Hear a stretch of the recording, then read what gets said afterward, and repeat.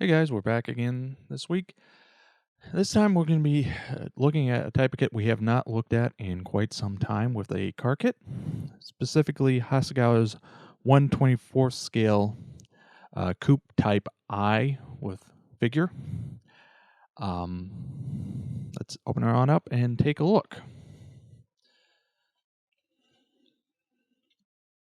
Okay, so starting off with the main body of the kit, the detailing and casting is adequate. I did find a couple little mold issues that will need to be cleaned up, especially around the driver and passenger side windows, the doors, and a couple other little spots. Especially bad is some of the flashing, but all of it is manageable. Surprisingly, they did mold on some of the detail that you do go back in with decals later with. So I would say it's hit or miss if you want to sand that off and then just use the decal. Continuing on, see we've got our under chassis, which has an adequate amount of detail. Granted, most of it won't be seen once you build it up. Moving on, we next got our main interior seats, which are pretty basic, and a couple other odds and end parts for attaching the axles. Excuse me. No seat belts other than some decals, which we'll look at in a few minutes, which is a disappointment. Now, another disappointment is the main console. You basically just get a flat surface, and it's taken care of via decal. This is pretty weak, in my opinion. While the decal will serve the purpose, and you can make arguments about how much of the interior you're going to see once you complete the kit, but the dash is one of those important parts that you kind of don't want to skimp on. So feels like a cheap move on Hasegawa's part there. Now, moving on to our clear parts. Again, single piece for the entire interior glass. It's all right. I would say you might want to make sure you've got it fully cleaned off before you do anything. The rest of the clear parts are adequate, I would say. They're not the best, not the worst, sort of middle of the road. Now, where things do go downhill is on the chrome parts. The chroming on this is bad. It's really cheap looking. It feels cheap. And just as a sort of heads up, hopefully this will show up and focus on camera, you can actually tell what the car is that the Type I is supposed to be. And it's a type of animal. Type of four-legged gazelle-like animal. That's all I'll say on that. Don't want to get yelled at by Hasegawa. Moving on. Now, another very weak point are the wheels. They're supposed to be that sort of spindly type. I'll be blunt, I do not know if there's an exact name to it, but it's the type that are sort of wire-like, and ones that come with the kit are very bad. I'd say this is the weakest point of the kit. So definitely look for an aftermarket solution for these, as the ones that come with the kit, they're not even worth getting off the sprue.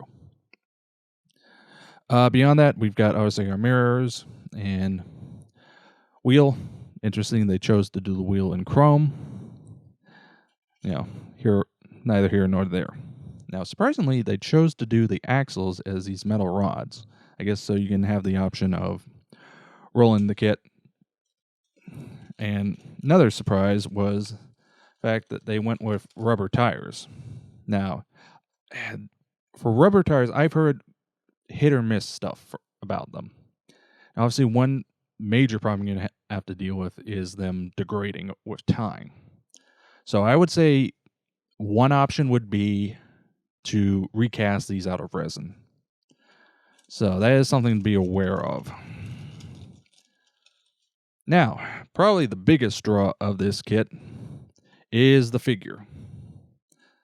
And on that front, Hasegawa did a good job, starting with her legs. The casting quality is very high. They captured a lot of detail. Hopefully this will show up properly on camera. And even such things as the string for her bikini is very finely captured. Overall, Hasegawa did a great job here. Continuing on, again, much the same with the arms. We'll have to do a little bit of cleanup to get some of the pore stubs off. And then lastly, with the main torso, though my biggest complaint or how they did the pore stubs into the hair, that is going to be a bear to clean up, and hopefully this is focusing. But the overall sculpting of the figure is very nice, very detailed. You're going to have a lot of work to do to get her done up right. So, overall, this kit has some issues, and there are a lot of parts that really don't hit. However, it does have some good points, figure being probably the biggest high point. And you know what? It's one way to get a kit. And, almost forgot the instructions and decals. Hi, it's been one of those days. Anyway, on to decals. Decals are typical Hasegawa quality, good color registry. As I said, I wish they had not done the dash as a decal. I wish they would have actually molded a dash. Now, on to the instructions. We'll start with the figure just because it happens to be on top. The figure's assembly is pretty basic, being as there's only arms, legs, and torso. So, obviously, the biggest problem there is going to be cleanup, getting that done correctly, and then painting her up as you see fit. Like that they included a suggested color guide, and like the fact they also give the option of using decals for the eyes. That's a big plus. Interestingly, they chose to have each eye as a separate decal and gave you two options. So technically, if you were kind of a bad person, you could theoretically make her cross-eyed if you wanted to. Don't know why that makes me giggle, but it does. So anyway, assembly of the kit is pretty basic. There's not a whole lot you can goof up.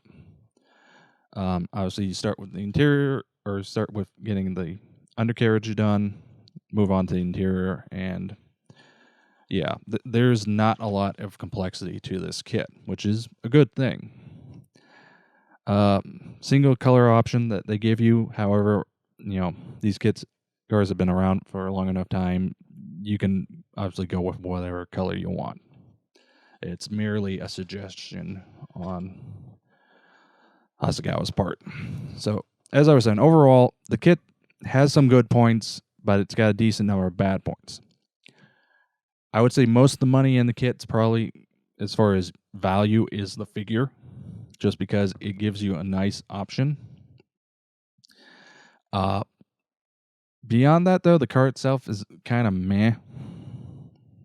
It's got some good points. It's got a lot of bad points.